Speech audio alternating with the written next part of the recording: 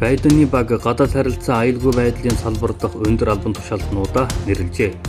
Шинэ засгийн газар байгуулагдсанаар Америкийн нэгдсэн улс олон талд байгууллага хэлэлцээрт шинээр нэгдэн орж холбоотонтой байх харилцаагаа дахин сэргээх болно гэж Америкийн хэвлэл ütсэн байна.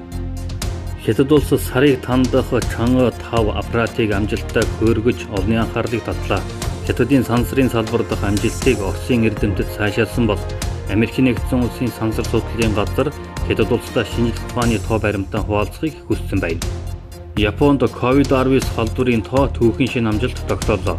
Америкийн нэгдсэн улсууд сэрэмжлүүлгийг тоохгүй гадагшгарч аялж байна.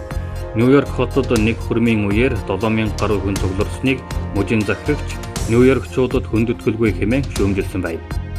Индонезийн цагдаа 74 тотыг хууль бусаар хуванцар савнд чигч тээвэрлэж байсан хэргийг илрүүлсэн байна. Тэдний 10 тот нь нэгэнт өгчээ.